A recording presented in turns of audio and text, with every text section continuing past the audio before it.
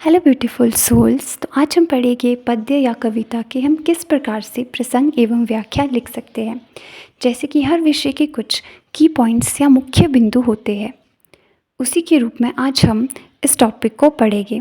तो प्रसंग के कुछ मुख्य बिंदु इस प्रकार से है। पहले पुस्तक का नाम, फिर कविता का नाम, कवि का नाम, संक्षिप्त में पंक्तियों का सारांश। दूसरा है व्याख्या या सरलार्थ। जैसे कि शब्द से ही पता चल रहा है, सरलार्थ मतलब सरल अर्थ। हर पंक्तियों का सरल अर्थों में वर्णन, पंक्तियों में छिपा भाव का वर्णन, अपने शब्दों में कवि की भावनाओं को व्यक्त करना। तीसरा है विशेष। विशेष में आती है भाषा, शैली, अलंकार एवं रस।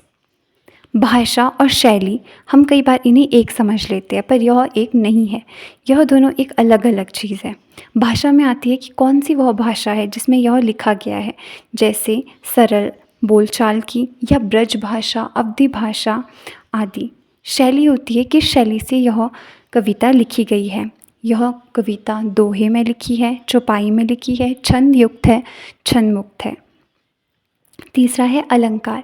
अलग अलग अलंकार होते हैं, उस कविता में किस अलंकार का प्रयोग किया गया है यह भी हम विशेष में लिखते हैं। जैसे अनुप्रास अलंकार, यमक अलंकार, उपमा अलंकार, पुनरुक्ति प्रकाश अलंकार आदि।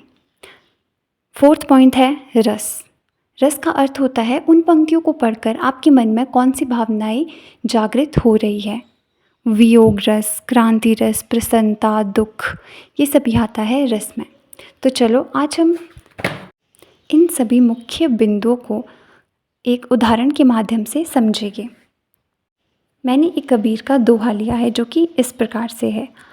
कबीरा प्याला प्रेम का अंतर दिया लगाए, रोम रोम में रमी रहा और अमल क्या खाए। यह पंक्ति मैंने, यह कविता या दोहा मैंने BA सेकेंड ईयर की कंपलसरी हिंदी की पुस्तक रचनापुंज से लिया है और यह कबीर द्वारा लिखित है। तो मैं प्रसंग में इसे इस प्रकार से लिखूंगी। प्रस्तुत पंक्तियाँ हमारी हिंदी की पाठ्य पुस्तक रचना पुंज में संकलित महात्मा कबीर के दोहों में से ली गई है। अब मैं सारांश रूप में इसे 2 पंक्तियों में लिखूंगी। इन पंक्तियों के माध्यम से कबीर जी कहते हैं, राम नाम का नशा हो जाने पर बाहरी नशों की ज़रूरत नहीं रहती। जब भी हम सरलार्थ या व्याख्या लिखते हैं तो हम शुरू में लिखते हैं कवि कहते हैं कि, क्योंकि यह सब कवि के भाव है। तो कवि कहते हैं कि मैंने तो प्रभु प्रेम का प्याला अपने दिल के होंठों पर लगा लिया है, अर्थात मेरा दिल तो निरंतर राम नाम की मदिरा पीकर मस्त हुआ रहता है। अब तो राम मेरे शरीर के कण कण में समा चुके हैं। ऐसी हालत में और किसी नशे की ज़रूरत नहीं है। आप इन्हीं अर्थों को या इन्हीं पंक्तियों को अपनी भाषा में भी अलग अलग प्रकार से लिख सकते हैं। प्रश्न के अंकों के अनुसार आप इसे बढ़ा या कम कर सकते हैं।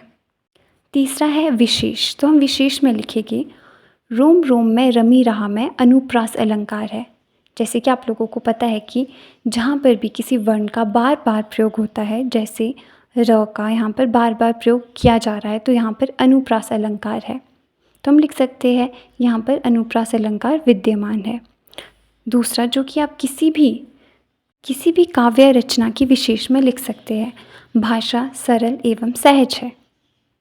तीसरा, आत्मा और परमात्मा के प्रेम संबंधों का सुंदर वर्णन किया गया है। चौथा, रोम रोम में रमी रहा में रोम रोम में पुनरुक्ति प्रकाश अलंकार है। जैसा कि आपको पता है, जहाँ पर भी कोई भी शब्द बार बार प्रयोग किया जाए कि जिसकी आवृत्ति बार बार होती है, तो वहाँ पर पुनरुक्ति प्रकाश अलंकार होता है। धन्यवाद।